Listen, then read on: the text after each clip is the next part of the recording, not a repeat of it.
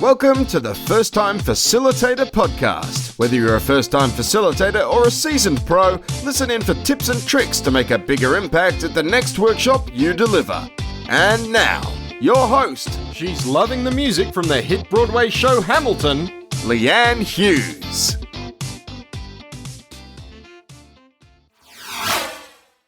G'day and welcome to the show. Thank you so much for tuning in today. My name's Leanne Hughes. I'm the host and I'm here to help you create unpredictable workshop experiences that predictably work. Now on the show last week, we had Kiel Lutz and we were talking about moderation. So if you're ever asked to facilitate a panel discussion, I would definitely recommend tuning into that. He shares a lot of really interesting tips, particularly about the preparation and choice of panelists that can really help you facilitate a better conversation when you actually all get together, or look, that might be virtually as well. So that was a facilitation skills focused podcast. This one is more erring on the side of facilitation business. I love bringing in the business side as well and talking a bit about that. But today's guest is just wow. I mean, if we look at scaling what we do, she is at the top end of that. So as we are facilitating workshops or, virtual things, it seems like we're exchanging our time for money. So we're getting, look, Alan Weiss wouldn't agree with me. Listen to that episode if you want to hear more about value-based pricing. But essentially, whenever we're sort of fronting up to an all-day workshop or a 2-hour webinar, we're exchanging our time for money. So how do you scale that? Today's guest thinks it's all about creating online course programs.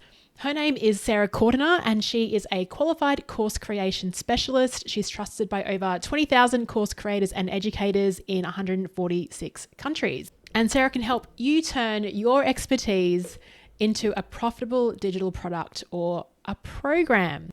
I think the timing of this episode is quite relevant given what happened or what's happening during COVID. And what I'm noticing from fellow facilitator friends that have their own businesses around the world is that they support their local community or their city or state, but they haven't really considered how they can scale their products and services truly globally.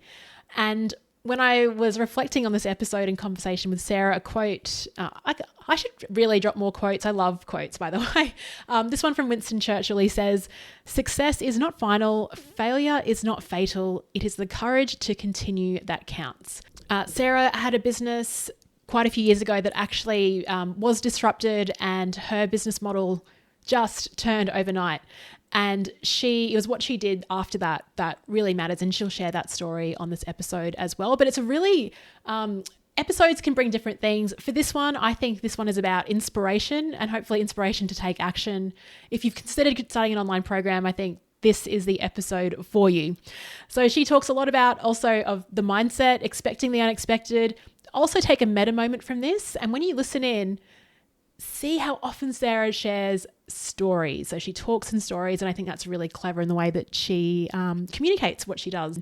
So Sarah Cordiner is a postgraduate qualified education and training professional with over 13 years experience as a leader and business owner in the education and training sector.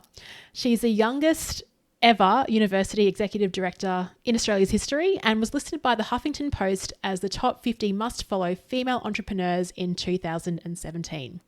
She's had her course creation work cited in Forbes. She's a 12 times published author and 5 times international #1 bestseller, host of the Course Creators podcast, and is also a mum to 2 young kids. She runs her 7-figure education company from the spare room in her outback Australian home, which is Broome, where I used to live for 8 years. I love it in Broome. Shame that Sarah and I didn't cross paths there.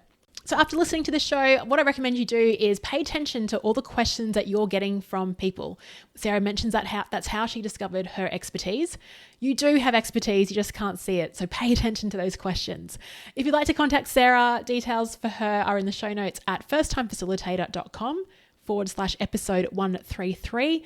And of course, as always, if you'd like to continue the conversation when the podcast is over, join our community of over 960 facilitators from all over the world on our free Facebook group called The Flip Chart. You can find a link to that in the show notes. Now onto the show. I'm absolutely delighted to welcome to the First Time Facilitator podcast, Sarah Cordiner. Sarah, thank you so much for joining us today. Amazing to be here. Thanks so much, Leanne. Now, what's it A bit of a bummer is that, Sarah, you moved to a town called Broome, Western Australia, shortly after I left. It was one of the best towns I've ever lived in. Can you please tell our listeners what brought you there, what you do now, and how you discovered the world of online courses and online training? Amazing. It's quite interesting now, Leanne. I've got over 32,000 students in 168 countries currently studying my online courses. And a lot of people say to me, gosh, you must have this massive setup. You must have all these things, this big marketing team. I actually work from my spare bedroom. Anyone watching the video recording of this at the moment, you'll see a little whiteboard behind me that my little darling 4-year-old has scribbled all over. And I do that from the spare bedroom in a house in tiny little outback town in Australia. And it is testament, isn't it, that it doesn't matter where we are today, as long as we have an internet connection and some kind of device that can connect to it. It doesn't even have to be a computer. It is absolutely incredible how many people's lives that we can impact. So before I came up here, I've been up in Broome now for just coming up to my 4 years. So I'm having to move soon, because the thing that brought me here was my police officer husband. So we were down in Perth for 8 years. And husband's a police officer, and in the Western Australian Police, you actually have to do at some point in your career, it's up to you when you choose that, you have to do a minimum of 2 years country, remote or regional service. So we just sort of threw our hands up in the air. We were a bit cold. I think it was the Perth winter at the time we made the decision, and I was freezing, like moved to Australia from the UK because I cannot handle being cold. And I didn't realise that Perth got pretty damn cold. So I went, all right, I don't mind where we go as long as it's north. So we got Broome. Couldn't believe it. I mean, could not believe our luck that we ended up here. But we only get 4 years to live here. So actually we're going even more remote by the end of this year. So by sort of December, January, we're actually going to be in Kununurra, which for those I love Kununurra. Those of you who don't know where that is, it's basically nowhere, and it's great. It's right up near the Northern Territory border. So very hot. Yes, crocodiles, and I can't wait, because I've definitely got accustomed to not wearing shoes. It's definitely really weird for me moving back to Brisbane and thinking, oh wow, I've actually got to dress up a bit and all that. It took me about a year to transition back into city life. Kununurra is amazing. They've got a beautiful infinity pool out at Lake Argyle. Now, Sarah, so what were you doing up in Broome then? I worked for the TAFE in Broome. I actually tell a lot of people, because I get asked a lot, like how I built my career. And I would say living in regional Australia is probably the best way, because I was working in marketing there. There was no big marketing team, so I had to do absolutely everything. Learn on the go. And I think there's a real value of being in the regions. The opportunities, I think, when you go to a smaller town are so much more. And it's really interesting you say that. So when I was in Perth, I had this incredibly successful business. I had a multiple 7-figure business delivering curriculum design services and training programs, mostly to the government and to the executive corporate organizations.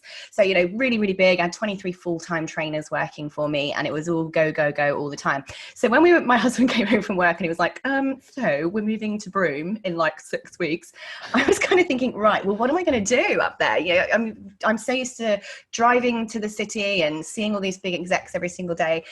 That whole side of my business is going to be gone. What am I going to do? So I rocked up in Broome with a 1-year-old. And all of a sudden, completely out of nowhere, I got offered a job opportunity and became the youngest university director in Australian history. I would never have imagined in my life that working from my home office, which I was doing at the time, even with that size organisation in Perth, that I would, a few months later, literally end up becoming the youngest head of a university campus. And that is, I believe, the opportunities that present themselves to you when you throw yourself out of your comfort zone, when you actually are just okay to expect the unexpected and to just leave yourself open to whatever opportunities may come along. I just thought, well, what's the worst that can happen? At least I've got a nice beach to sit by if I'm unemployed. I just kind of went, whatever happens, happens. And I'm determined to be resourceful enough to do anything. And I've always said, I've traveled the world a lot. I've done a lot of things. I've made it and then lost everything a couple of times by making bad decisions as a leader in my business. And I've always said, I will never be above cleaning a toilet. I will never be above having to do anything it takes to keep the food in my tummy and a roof over my family's head, even if it means a borrowed roof at a friend's house on a couch. And I think when you go out with that attitude, there's no way you can ever fail, because you're never going to look at yourself and go, I'm rubbish, I'm a failure. Just like, okay, next challenge, it's all good, I can get through this. And it's amazing what you learn, what you see, and what things come to you that never would have if you didn't be like that. Absolutely. Yeah, definitely an upvote for just getting out of your comfort zone, trying new things, and being okay with, like you said, just we'll make it work. We'll make it work. Whatever happens, it's going to be okay. I love that philosophy. So let's talk about online course creation, because we have a lot of listeners that are experts, they're facilitators, they run these amazing training sessions. A lot of their work is really exchanging their time for money. And the beauty of online courses is that, when you're sleeping, you might be able to sell a few courses, wake up, wow, what a great feeling. How did you get your start? What was the first course that you ever produced? And how did that go? Oh, online courses. This is like one of my favorite topics in the world. So I started very, very traditionally. I actually started off I did my degree in education. I went on and did a postgraduate degree in adult education. As somebody, by the way, who absolutely hated school. I hated it with a passion. I could not wait to leave. I genuinely would count down the days the day I could walk out of school. I really, really hated it. On my last day I walked out of school, I vowed that I would never walk into a classroom ever again. And in fact, the changing moment for me is because I ran off and went backpacking around the world, to everything and everyone. And it was my first stop was Fiji. And I was sat down in this tiny little straw hut. It had no walls on it whatsoever. It was just the straw roof and the 4 stilts holding it up. And there was this little girl, and she must have been about 10 years old. Now, I was flicking through a travel guide, looking at, what island am I going to go and waste my life on tomorrow? Right? And she came over to me, and it was really clear that she was quite intrigued as to what I was reading. So I was open on a page at that point of her little tiny island, which genuinely took 15 minutes to walk across it from one side to the other. And I said to her with pidgin body language, this, your island. So I'm pointing at the map, pointing at where we're standing, this, your island. And then I turned the page. I could tell she understood what it meant. And I said, this, your island, and this, Fiji. And I pointed to the page of this whole map of Fiji. Now, for those who don't know, Fiji is actually over 300 islands. Now, this girl, I could tell by the look in her eyes, clearly understood what I was saying, but also clearly had absolutely no idea that many islands existed around her. It was absolutely evident that all she knew was a boat turned up every now and again and dropped off supplies. Never obviously given any consideration as to where it was coming from. Anyway, she then pointed at me as if to say, where's your island? So I turned the page again, boom, the whole entire world. Pointed to her island, pointed to my island, at the time was the UK, and her chin dropped. And if her eyes would have spoken at that moment, it literally said, you just changed my life. And in my head, I thought, did I just show somebody the world? And I thought, I want to do that again. I want to show people things that they didn't even know existed. I want to show people new ways of seeing the world. I really want to gift people with the opportunities to discover things that they didn't know were there. Wow, is that education?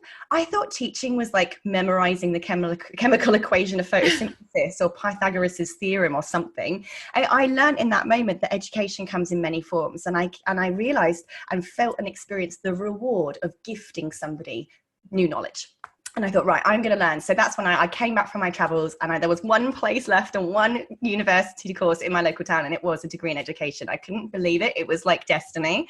Yeah. And then went on, did my postgraduate degree, and my first teaching placement, believe it or not, as a wise old 18-year-old with blonde hair, was in an all-male prison. Or male prison. That's proud. My most amazing experience was playing stuck in the mud with a bunch of rather dangerous men. But honestly, it was there where I kind of again learnt that education comes in many forms. It is not necessarily about sitting down in a class and writing down and answering tests. I learned there that education was about changing people's attitudes, changing people's feelings about themselves. For me, when I was teaching in the prison, where a core curriculum is more secondary to realizing that we can be more, do more, have more in the world. And I was so amazed by how much somebody's life can be changed by simply allowing them to understand themselves. And that was it. I was hooked. I was hooked on showing people themselves, showing people, lifting up the lid as to the skills that are held within them that they didn't know was there. These dormant skills that have been bashed and battered by poor upbringings, by a sense of self-esteem that has just absolutely poofed into thin air. And when people have set that self-efficacy and that belief that I can learn new things, I can achieve new things, the things that they can go on and do is absolutely mind-blowing.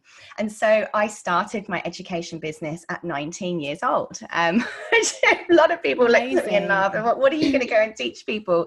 But I won a large 6-figure contract with our local council, delivering a whole range of topics, everything from how to do gardening right the way through to self-esteem and confidence. And it was incredible, these different topics that we had. I hired my university lecturer to run my business. As a 19-year-old, amazing. This is such a cool origin story. And he was running that because I then got offered a training management job by the prison education company. They had an outside the prison education band that was for those who were long-term unemployed, long-term welfare recipients. And they said, hey, you know, you've clearly demonstrated that you're adaptable enough to jump between all these different types of topics that we've been teaching. Would you help us get people back into work by writing these new programs? It was just the perfect timing, right place, right time. They just won this huge national contract to write over 60 odd different training programs for the welfare to work sector. And they just went, you're young and over ambitious, you can have it. Score. I was so happy. And then the business just grew and grew and grew. I had to hire more staff to go and work with my my university lecturer because the business was growing over there. I kept getting promoted in the job. And then eventually I fell in love, moved to the Mediterranean, took the business there. And that's where I really massively moved into the corporate space. Fast forward a few years, fell in love with my husband who wanted to move to Australia. And that is when I went really, really big with all the mining companies, and I got some big federal government contracts.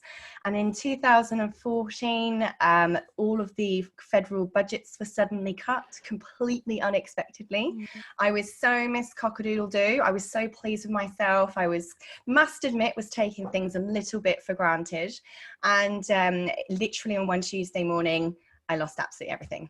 So Tony Abbott turned around and said, we're no longer funding X, Y, and Z different projects. So all of my clients went bust overnight. And in one single day, I lost $2.7 million and 23 employees. And I was devastated. Oh my goodness. Absolutely devastated. So there we were. I had staff all over Western Australia delivering training in remote Aboriginal communities. I couldn't even contact them. So I couldn't even tell them that when they came back, they didn't have a job. So I had literally hundreds and hundreds of thousands of dollars worth of redundancy payouts to pay out, taxes that I wasn't going to be able to afford from the previous quarter because they literally stopped the funding dead there and then. So every bit of work we'd done for the previous quarter, we weren't going to get paid for. And it was a disaster with all this face-to-face training and trainings all over the place. So after feeling sorry for myself for a very, very long time, a few weeks. Understandably. I think that's okay. Yeah, a few weeks at the bottom of a bottle of wine, I have to admit. My accountant said to me, "Look, Sarah, no one can get out of this. This is ridiculous. I mean, this is too big to recover from. You're going to have to file for administration." And I looked at him and said, "No. I got myself into this mess. I am the leader who put all of my eggs in one basket. It is my responsibility to get out of this mess too." And there's one thing I learned from it is that I did put all of my eggs in that one basket. I depended on a local economy in Western Australia. And when that local economy was just flicked, a little breeze knocked it by one person making a decision, everything was gone. And I wasn't the only training organisation in that situation at that time. There were RTOs literally shutting down around me. And I thought, well, my mistake is that I have depended on a local market.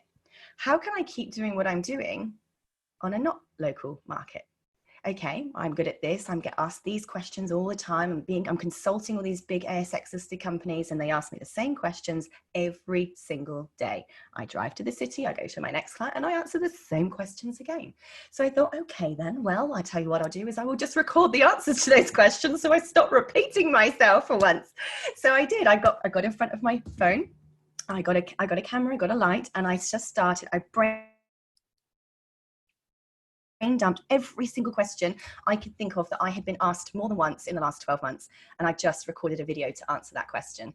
And I literally, in the following 12 months, I increased my business by over 60%. I reduced my overheads absolutely dramatically. My profit margin went up so much. And I thought, wow, this is online. And within just a couple of months, I had got thousands of students in countries all around the world. Normally, I would have had to have employed over 100 people, over 100 employees I would have had to have hired to have actually taught that many people face to face. I had done it on my own with no staff whilst recovering from the biggest financial kick in the nuts you could ever possibly imagine. And it happened because I went online. Okay, so a lot of us are listening to this and thinking, okay, Sarah, your story from 2014 is actually reminding me of my last 3 months. The fact that I've had these face-to-face gigs, all the work that I do is getting on a plane and getting into rooms, and now that's been swept away. I've realized now that my eggs are all in that one basket. How long did it take for you to build your audience? You said you had people from all over the world, thousands of people enrolled. What did you actually do? What were the steps? And it's really good because I'm really glad you've asked this question, because a lot of people are like when they look at somebody who's now got themselves to that position, you know, I've got these thousands of students all around the world. I now am back up to having a 7-figure education business, you know, recovered. Will not be making that ever again. I did it. No, the business did not go to administration. And a lot of people think, oh, you know, you must have had all these special tricks and all this money or something. Now, I literally was facing bankruptcy, guys, and I was all by myself in the spare bedroom. So what did I do? The first thing I said to myself was, well, look, I first of all have to make sure people know who I am, because if they can't see me and they can't hear me, well, they can't buy from me. Actually, you don't exist if people can't see you or hear you. So I knew that it was important to go online and create an online profile. I did not at that point have a Facebook business page. I had my personal profile where I shared pictures of my cats for my family over in the UK, and that is it. So I knew I had to get them. So I set up the LinkedIn profile. I set up my Facebook business page. I created a Facebook group. And then I went and I just learned. I mean, online marketing was something I'd never had to do before. You know, I was really great at knocking on the doors of big companies and getting through the gatekeeper and presenting and doing all of that and writing the tenders and blah, blah, blah. You know, I'd never had to do this kind of online thing. So I went on to udemy.com, UDEMY, for anyone who's never heard of that. Loads of fantastic, really affordable training on there. Remember, I literally didn't have 2 pennies to rub together at the time. The tax man was on my back. Funny, right? So yeah, there were courses on there for like $5. And honestly, they were life-changing. How to do email marketing, how to promote yourself online, how to all these things that were completely and utterly new to me. So I devoured. Step 1, learn.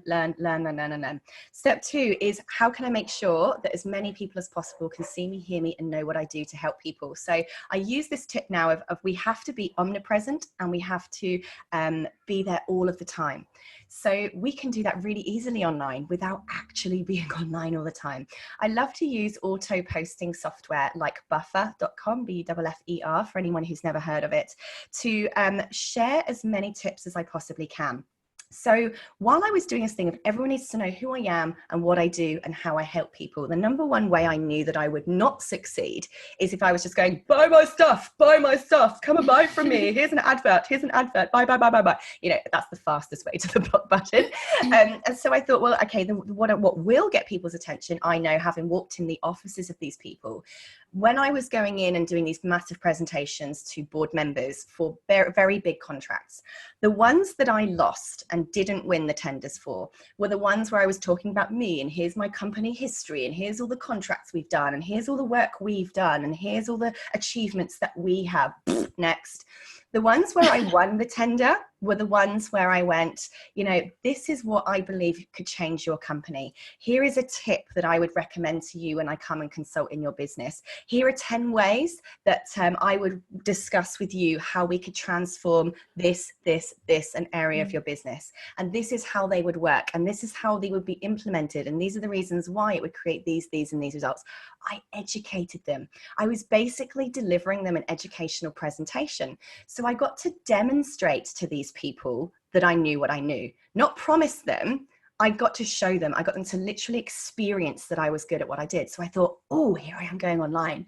Well, I'll duplicate that, but I'm just doing it on camera instead. And so again, I went back to those top questions that I was constantly being asked all the time face to face, and I answered them online. So I went, how can I help? How can I educate? How can I show people that I know what I know instead of telling them that I know what I know? So I started writing blogs and articles. I started doing loads of YouTube videos. I picked up my phone and did live streams. Was I scared? Hell yeah, I was terrified.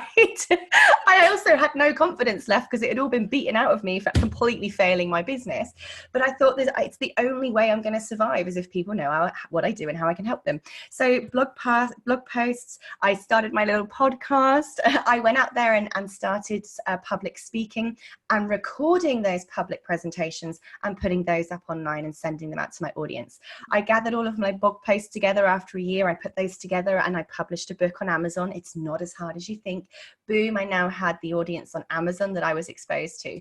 I started contacting other podcasters and asking if I could speak on their podcasts. I contacted online summits and said, hey, I'd love to come and talk about this particular thing. The number one thing I did in all of those instances, using Buffer to distribute it constantly for me without me having to literally be there all the time, was to then give away a free thing. So instead of trying to sell stuff, I was giving away yet more helpful stuff. That was growing my email list. Slowly but surely, my list started to grow. I put my education programs, I created those online courses, I put them up on a learning management system. And once people were getting the free thing in the email list, I then very slowly nudged them over to getting the paid products and services. You deliver those well, you give people results, they tell people, and the rest is history. Amazing. Thank you so much for sharing all that gold. And I'm an absolute admiration of how you actually picked yourself up and did this. It's incredible. It's funny about that email list as well. I remember when I was working in corporate about 3 years ago, and I knew that I didn't want to work in corporate. I wanted to do my own thing. I was listening to a guy called Pat Flynn, and he was talking about getting your first 100 subscribers. And I just thought, there's no way I could get 100. And as you said, it's like a slow burn. And I love that I guess the point I really want to raise is it's like, what are you being asked already? That's a great tip for our listeners. If you're wanting to do more online course creation, is what are you being asked? Pay attention to it, and then offer that in value in terms of the video and the free content that you push out. A lot of people say to me, Sarah, like, because I always go, put out free content, put out free content, put out free content. They're like, Sarah, but won't it cannibalize my business? If like I'm giving away all this free stuff, am I not like, what are they going to buy from me? And I really love to use like the celebrity chef analogy here, and I go with me because honestly, guys, giving away free stuff is exactly what's made me a millionaire. So please take this with a pinch of salt and go with the flow here.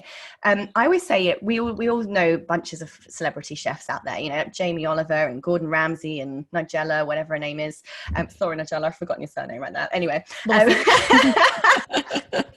So what do they do constantly? How do we know them? Well, we know them because we turn on our television and we watch them for free, literally demonstrate and share with you their best kept recipes. Yeah, they literally, this is exactly what goes in it, exactly how much of what goes in it. This is how you mix it. This is how you cut it. This is how you eat it. Oh, how delicious, right? They literally show you the entire secret recipe. Yet, hands up, who still has a $30 cookbook going moldy with moths on it on the microwave shelf? Yep. Of course we do.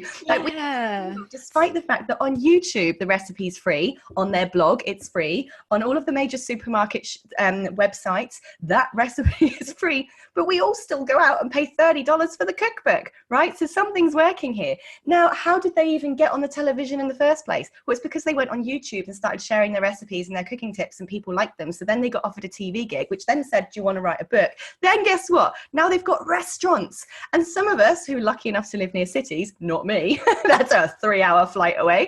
But for those of you who are lucky enough to live near cities, I mean, I bet you have still, some of you listening have gone and paid $250, $300 for a dinner at one of their restaurants.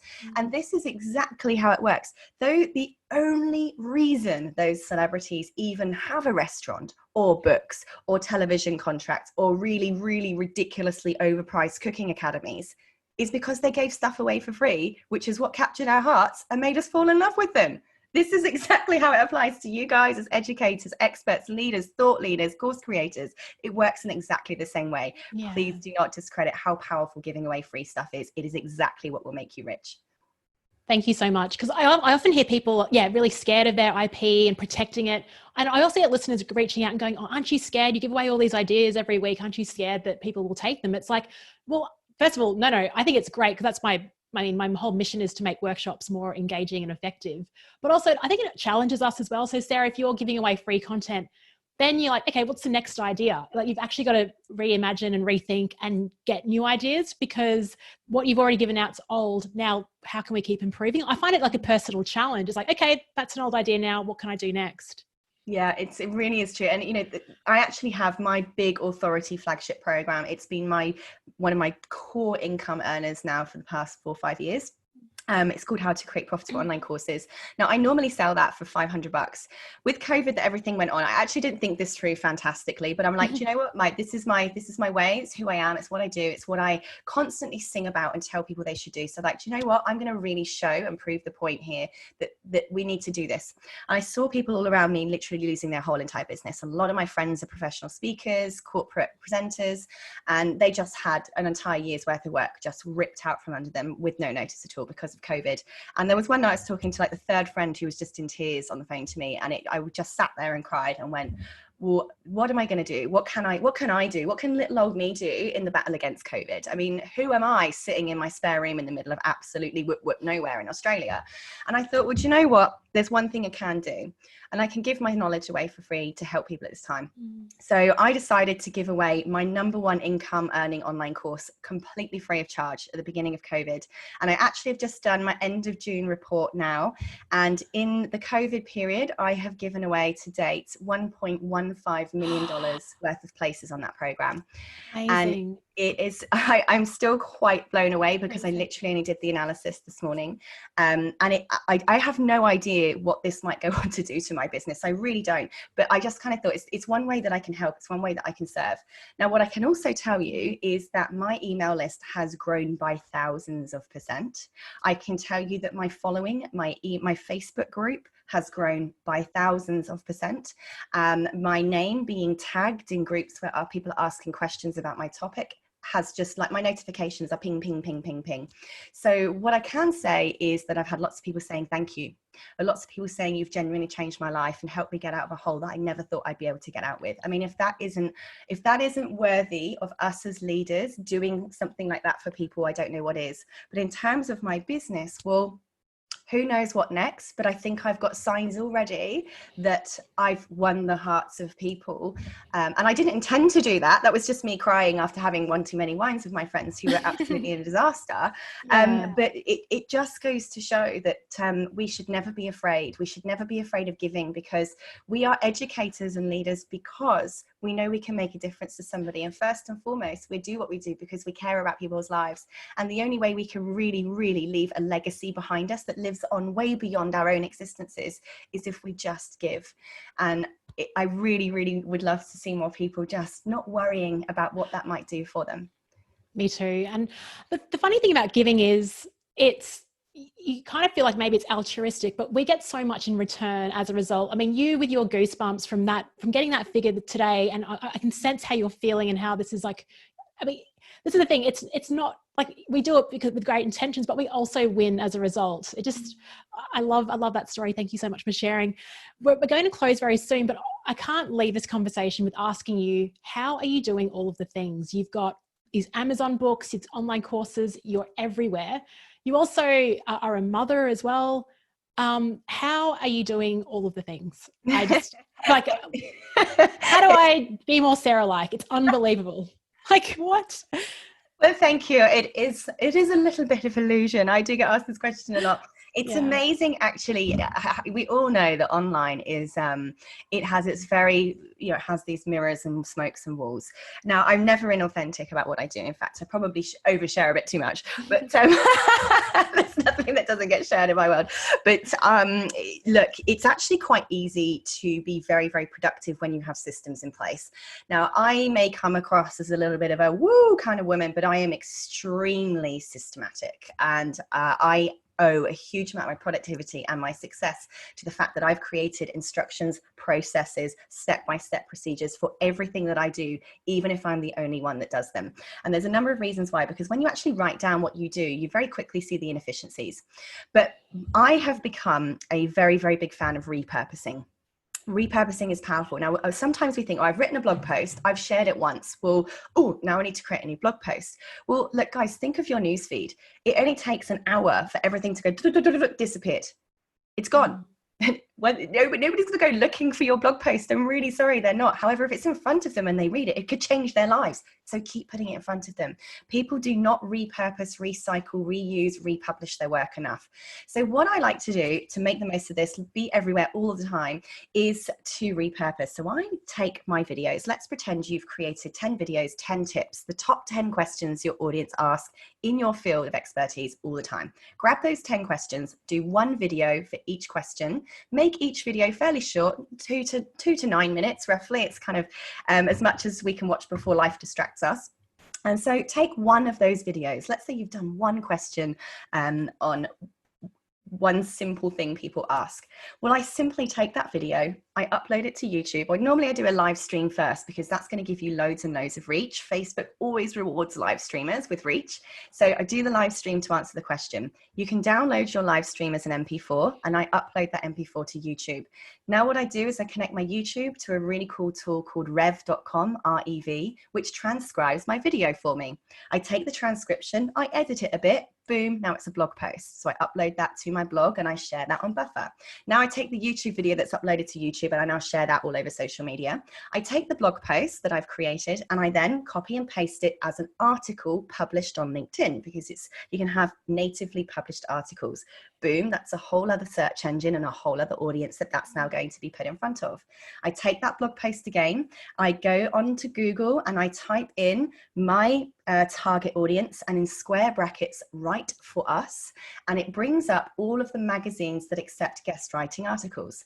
I've now over time created a massive Excel sheet with all of those, and I just send them all an email saying, hey, here's an article. If you'd like to publish it, no charges, just make sure you link back to my website.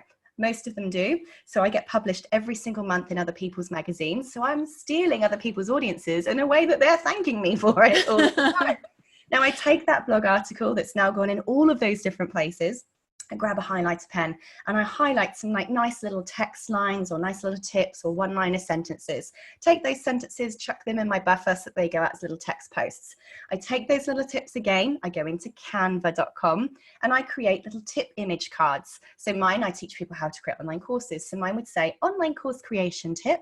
Then there's a little tip that I pulled out of my blog in the middle, and then there's my web URL on the bottom.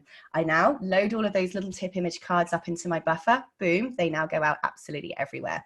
I go back to the video I created. Remember, all this is still from that one video.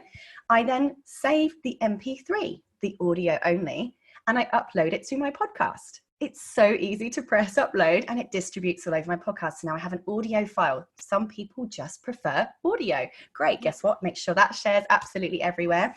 I now go out and contact podcasters and say, hey, you've got an audience of people that I believe would love to learn how to create online courses. Here are 3 things I'd love to teach, and I have a free gift to give them at the end. P.S. I can make you an affiliate of my paid programs too. Well, guess what? My diary's packed with me presenting on other people's podcasts all the time. So that gets me in front of new people. Summits, the same again. I search for summits and I have one presentation that I just slightly tweak, but pretty much stays the same all the time, and I go and present there. Now that alone from one video right there is about 3 months worth of content that can just pump out over and over again. By the time 3 months has come, hopefully you've done 2, 3, 4 or 5 videos. Now guys, I have a virtual assistant who I pay $5 an hour. She's been with me for 7 years, who literally does all of that for me. So I did it myself time and time again until I got the process exact. I wrote the instructions down by the letter after I'd done it at least 100 times to make sure this is the exact system to use. So all I have to worry about as the expert, all you have to worry about as the expert, is producing the video. It's your voice, it's your face, it's your authenticity, it's your message, the way you speak. No one else can be you or replicate you in any way whatsoever. That's why there's no such thing as competition. You focus on creating the videos and answering the questions. Find yourself a virtual assistant on upwork.com and give them that process to then follow. Doof. I have at least 300 posts loaded in Buffer all the time. What do? I work from 9 a.m. to midday because I have 2 little children, and that is all I do. And you can too. You are absolutely amazing. Thank you so much for getting into the detail of that process, because I think we hear all the time, oh, it's important to repurpose, but you've actually just outlined all the steps and how 1, 2 or 3 minute video can be repurposed for months. That's absolutely incredible. And just talking of repurposing, I feel like that's the snippet we'll see that on LinkedIn. We'll see that on Facebook. We'll definitely cut that out and people will be extremely inspired by that. Sarah, you're absolutely incredible. Love being part of your Facebook group as well and getting tips on how to create online courses. If our listeners want to create their own online course or write an Amazon book, where should we send them? Absolutely. Look, I, at the moment, at the time of recording this, still have that paid online course available completely free of charge. And I would love to give that to the listeners here today. If you go to sarahcordiner.com/freedom, you will be able to access that $500 course completely free of charge. It will take you through the entire process of creating your online course, doing all the tech, making sure you have a course that will sell, market demand, right the way through to launch and marketing as well. I really look forward to sharing that with you. Wow, it's been amazing to connect with you, Sarah, and all the best with your move to Kununurra as well. Look forward to seeing some amazing sunset photos. Thank you, Leanne. Hey, thank you so much for joining me on another episode of the First Time Facilitator podcast. Now, look, the best way to a podcaster's heart is absolutely through an iTunes review, Apple Podcast review. So if you listen in, I'd love you to hop on to Apple Podcasts and leave First Time Facilitator a review. Otherwise, they actually don't make it that easy to review. Head on over to LinkedIn and let's connect. Don't follow me. Let's connect. I want to see your content as well. Look forward to chatting to you all next week.